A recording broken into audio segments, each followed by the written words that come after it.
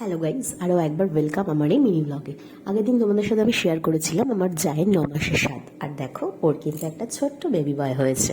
হ্যাঁ, যদিও এটা কল্যাণীর কোনো নার্সিংহোমে হয়নি, হয়েছে আসলে বারাসাতের এক নার্সিংহোমে। আর দেখো, আমরা যেদিন ওকে আনতে যাচ্ছি সেদিন ভীষণ বৃষ্টি হয়েছে।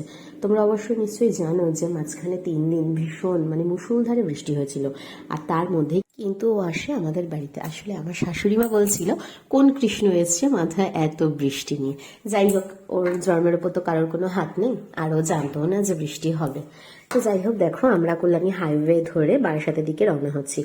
যদিও একটু সত্যি বেশি বৃষ্টি ছিল, ভয়ও লাগছিল যে রাস্তাঘাট যেন ঠিকঠাক থাকে।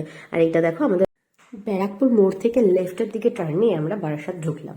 আর দেখো, এই জায়গাটা হয়তো একটু সত্যি বেশি বৃষ্টির জন্য বিচ্ছিরি হয়ে গিয়ে একদম আগে থেকে হয়তো ভাঙাই ছিল, আরো বেশি জল জমে গেছে। আমার মেজো যায়, যদিও সিজার বললামই, তো সত্যি একটু ভালোই কষ্টই হয়েছে। তো যাই হোক, দেখো আমরা আস্তে আস্তে পৌঁছেও যাচ্ছি। এই দেখো, বারাসাতের এই ব্রিজটা ক্রস করলে কিন্তু আমরা পৌঁছে যাবো নিউ সেবার নার্সিংহোমে। হ্যাঁ, এখানেই কিন্তু ওর সার্জারিটা আসলে হয়েছিল। আর দেখো, এখানে আমার শাশুড়ি, মেশো, এই যে আমার মেজো ভাসুর সবাই দাঁড়িয়ে রয়েছে, আমার বরের হাতে ক্যামেরা। তো দেখো, আস্তে আস্তে সবাই ঢুকছে। এই দেখো, একটা লোকনাথ বাবা, সত্যি দেখলে মনে হবে কি যেন সত্যি বাবা ওখানে বসে আছে।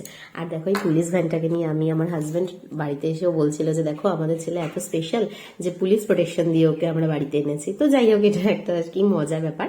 এই দেখো, আমরা কিন্তু আবারও চলে আসছি বাড়ির উদ্দেশ্যে।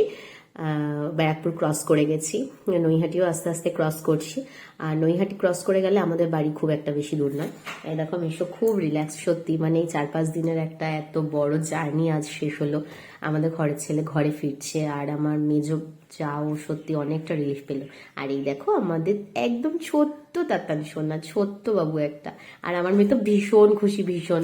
আর এইদিকে আমার মেয়ে খুশিতে নিজে নিজে গান করছে, সবাই বাইরে, তখন ওকে বলেছি যে না মাম্মা, তুমি বাইরে যেও না, ভাইকে ঘরে ঢোকাচ্ছে তো, এখন তুমি ঘরে বসে থাকো। তো এবার ওকে আমি বলছি মাম্মা একটা গান শোনা, তো তাই আমাকে একটা গান গেয়ে গিয়ে শোনাচ্ছিল। আমার মেয়ে কিন্তু ভীষণ আনন্দ হচ্ছে যে ওর ছোট্ট একটা ভাই এসেছে বাড়িতে।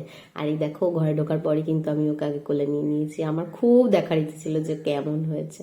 তো যাই হোক,